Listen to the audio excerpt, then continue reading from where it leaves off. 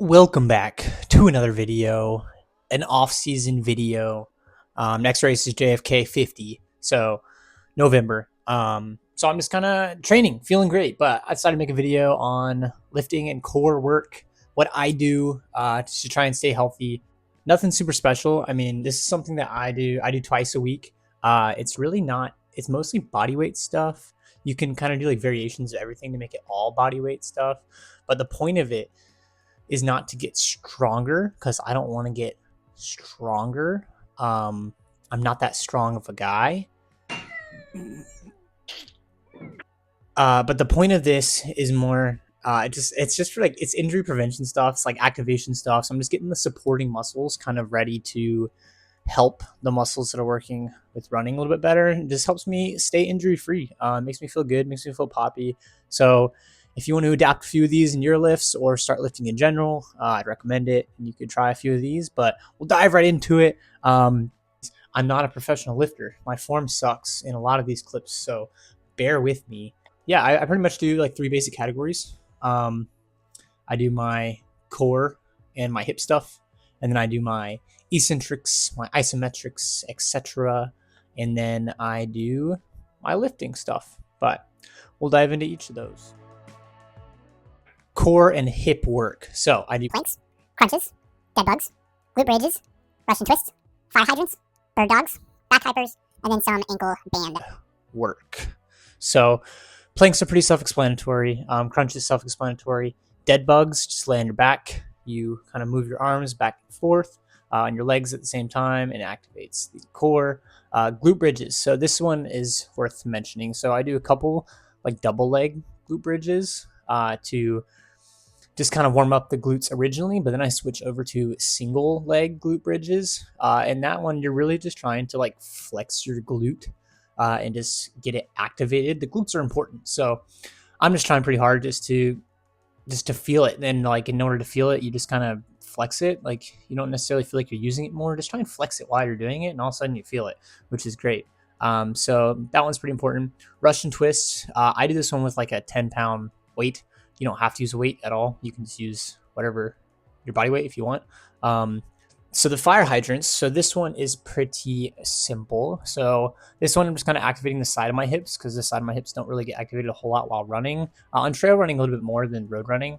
But with the fire hydrants, you're literally just lifting it up side by side. I like to go slow up, slow down just to make sure that it's all firing correctly. Bird dogs, they're just like dead bugs, but not laying on your back up front. And same thing for this one. I'm really just kind of just to flex my glute and get the activation in that area. And then I go down to back hypers. I've historically had issues with like just lower back uncomfortableness during longer runs. And I found that a lot of the glute activation stuff really helps, but also just doing some core and back hypers, stuff like this. So that's why I started doing this one. I find that the ankle stuff, nothing to do with core or the hips, but it's another like easier exercise just to get started with this whole session. So I do these. I've always had really strong ankles, but I don't want to take any risks. So going to keep on doing what I'm doing. I like to do the three variations of it, where one you're pulling up with your anterior tib, when you're pulling on the inside, when you're pulling on the outside. So yeah. Now the good stuff. So the good stuff, aka, in my opinion, the most important stuff for injury prevention, especially in the knees, which I feel like a lot of people have, including myself. Used to have a lot of like random tendonitis stuff happen in college. Started doing a lot of this stuff, helped a lot. But in this category, we got anterior tib raises, we got wall sits, reverse treadmill walking, Nordic hamstring curls, Nordic quad curls. Don't know if that's what they're called, but it seems like it should be. Eccentric calf raises, and then standing jumps. So to dive into this one, the anterior tib raises. So this one, I just lean up against a wall and then pretty much pull my toes toward my knees, but you put your feet about 1.5 feet in front of you to provide some tension. And then as soon as you're doing it, you should feel just a little bit of a burn like in the front of your leg. I found this to be really helpful, great for the knees, and great for trail running in general.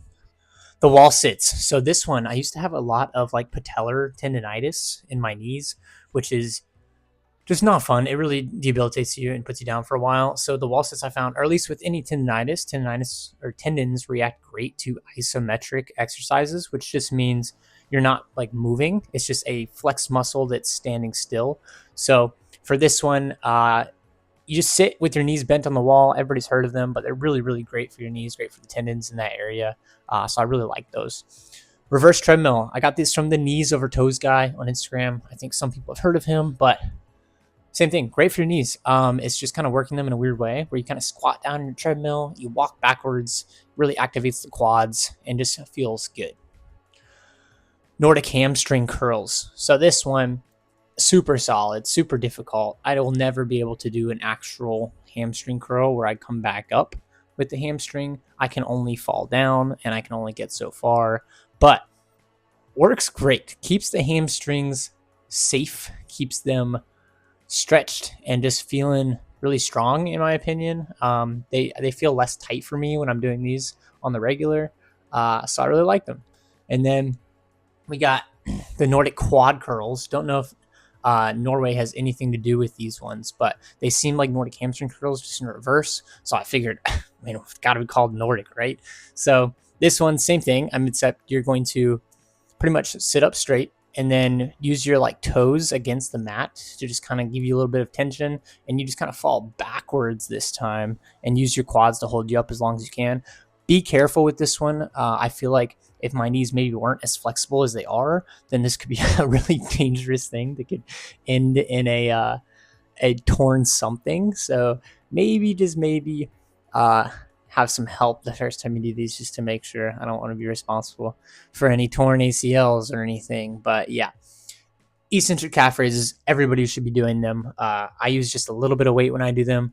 Find a step, go up with both your calves, and then when you're coming back down, you just use put all your weight on one of your feet and just go down nice and slowly. So there's tension the entire time, but it's like a reverse tension, and that's why it's an eccentric, not a concentric contraction.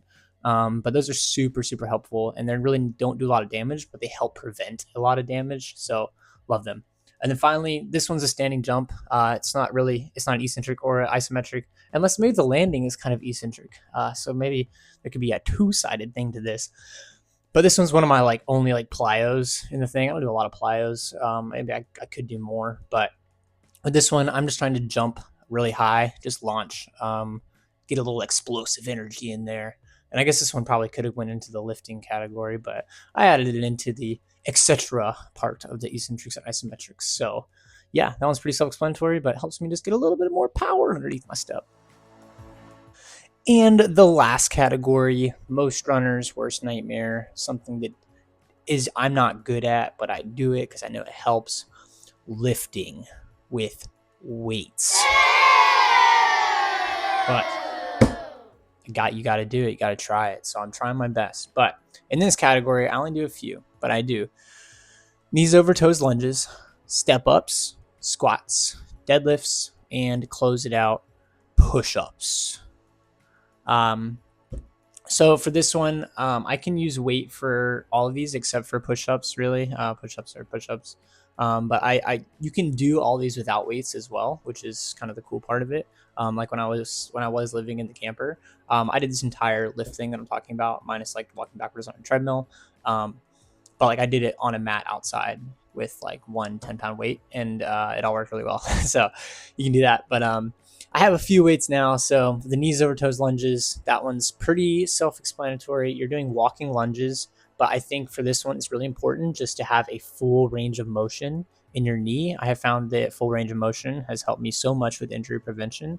So on this one, your knee is going to be almost fully bent, and your heel should be off the ground. That's what helps with the range of motion. And then you're just kind of feeling like you're using your quads a little bit just to pull yourself back up out of these walking lunges.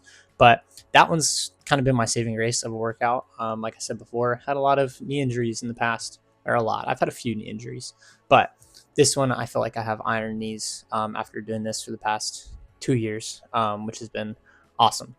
Step ups. This one, you've heard every coach talking about how to train yourself to run uphill better. I think that step ups are great. That's what everybody will say. It kind of almost falls into that plyometric category where you're just kind of working on explosiveness.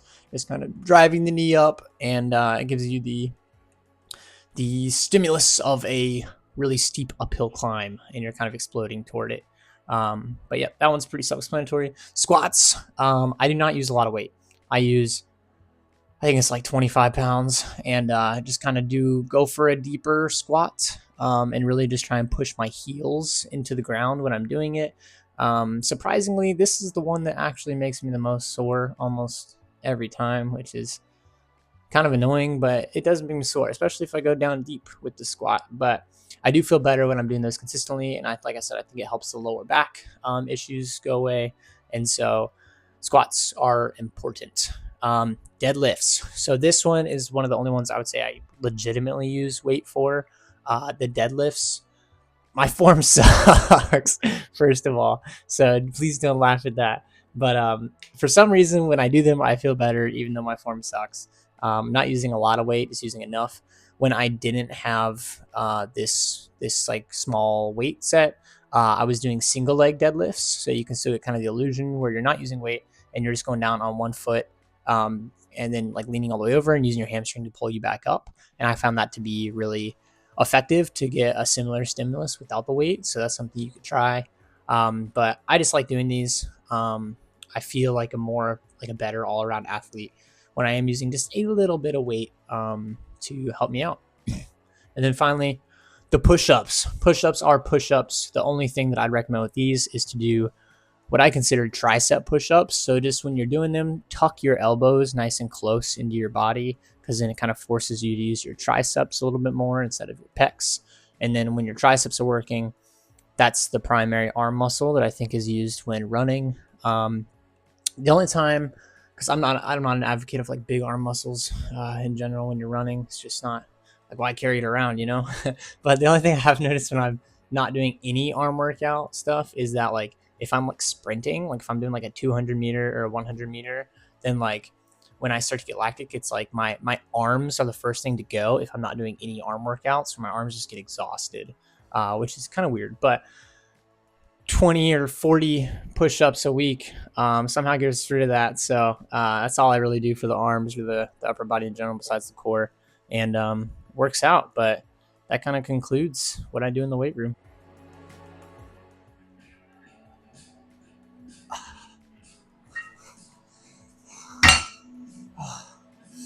Man, I shaved my arms for this video to try and look buffer.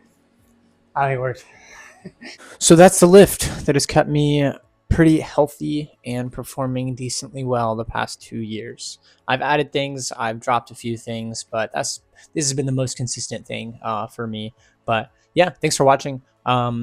Next week I should have another video coming out, which will be pretty exciting. Hopefully it all works out. Maybe 2 videos next week. Going out to Colorado again. So that place is pretty fun. It's got some cool stuff. So maybe just get some content from there. But until then, just kind of just training, feeling great, injury free, and feeling fast, feeling young and fit. So stay tuned. Big things ahead. It's gonna be good. But yeah, stay young and fit. These are the times, and let's get it.